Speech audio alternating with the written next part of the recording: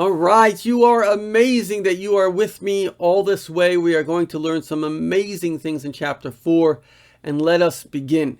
The first thing is chapter 4 is about overcoming resentment. Now, that is super, super critical. There's a study, this is amazing, that if you forgive people, you lower your blood pressure rate by 30%. Imagine that, 30% reduction. That's serious stuff. High blood pressure is not good. Just by forgiving people, so many of us carry resentment. Somebody did something to us and we haven't forgiven them. And often the only reason they did it to us is they were jealous that we were not resentful like they were. Listen to what I just said. They were jealous that we were not as resentful. We were happy, and therefore this is really the reason that there's anti-Semitism and there's bullying, anti-America. There are many people, many people, I would say maybe even the majority of the world, that walk around with resentment, because there's the greatest disease that exists is jealousy. It's really quite amazing that God in the 10 Commandments, the only emotion that he says to have or says not to have is don't be jealous. Everything else is have a belief, do something, don't murder, don't kill. But he says don't be jealous. Wow, it must be super important to be the finale of the 10 Commandments. And it really is, because jealousy is a form of hate. All emotions create action. Emotions, I say, are energy in motion. And energy, of course, is emotion. It's going somewhere. And so the emotion is telling you to do something. Now, when you have an emotion of love, let's say love for a person is to be connected to the person. Love for a food is to have the food. If you have fear, it's to disconnect, to stay away, to prevent a problem. If you have hate, it is to destroy the object of your hate. And an example that I give for hate is a mosquito. I hate mosquitoes. They bug me and they bite me and I don't like the itch. And so when mosquitoes come around, I hate mosquitoes. I actually try to kill mosquitoes. Now, I'm actually quite a kind person. I don't try to kill spiders.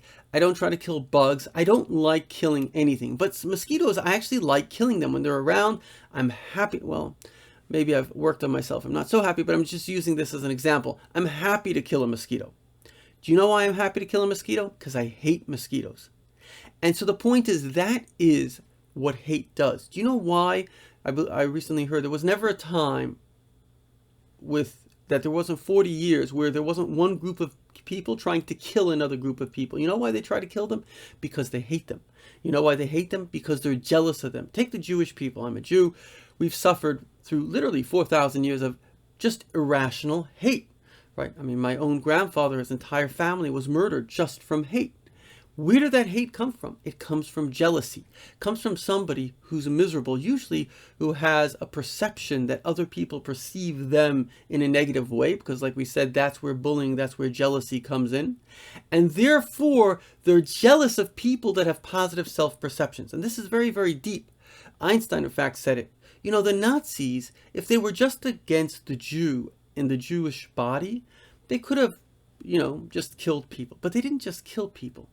They tortured people. I'm not going to go through all the sick stuff that they did. They were trying to make us hate ourselves. And that's the great secret. The Egyptians, they didn't really care about the Jews per se.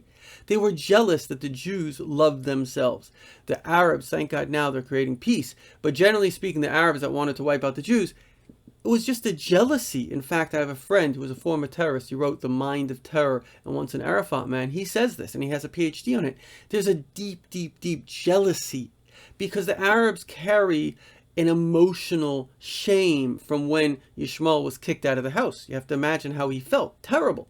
And they carry this shame. Lawrence of Arabia, who knew the Arabs very well, he said that they have, I don't want to be negative, but whatever, they have this shame. And when you have shame in you, you have jealousy of the people that don't have shame. In fact, there's a book written by a guy called George Gilder, very smart economist, and it's called The Israel Test. He says, how do you know if you basically have this anti-Semitic and anti-American problem, because it's the same concept? Somebody's rich, how do you feel about them? And again, all these people that are anti-Israel, they also hate rich people. Why? Because they're jealous of them. They think that these people are happy. They have good self-esteem. Maybe they do, maybe they don't. But the point is they think they do. And they feel miserable. Somebody made their self-esteem down, and therefore they hate them. Now, jealousy is a terrible emotion. You know why? Because the other emotions don't lie to us. However, jealousy lies to us. Jealousy says, you know, the other person, terrible person, bad person.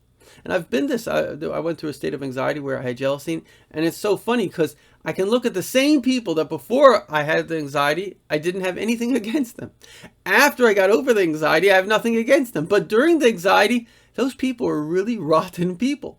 So that shows us that the mind, that the emotions, remember I said to you last time that the emotions, or a couple episodes ago, the emotions create the thoughts. When you have negative emotions, you have negative thoughts, and that is very, very dangerous because those thoughts are actually to destroy the other person. And that's why what we do is we begin to bully them, we criticize them, we shame them because we want them to feel the same low self-esteem that we have. So the reason I say all of that is to understand that anybody that ever criticized you, and I love you and I care about you, and you know, if any way I can help you, reach out to me, I will. Anybody that ever criticized you, it's because they were jealous of you. And that even goes for parents, because parents also can have anxiety and they can also be jealous. And the funny thing is, the same parent that will do more for you than anybody in the world can also be jealous because they're different emotions. The emotion of love is the emotion that comes from the fact that you're my kid. Emotion of jealousy is the fact that you're happy and I'm miserable. So you have to understand how human behavior works. Now, this chapter is about overcoming resentment. So I want to discuss how we get resentment. And resentment is very simple. If I come to you and I say, you know, you're a thief. You know what? If you're really a thief, you won't take it personal because you know you're a thief. But if you're not a thief, that's where resentment comes in because it wasn't fair. I am a good person. I do good. Why are you criticizing me? That's where we have to learn how to overcome malicious lies.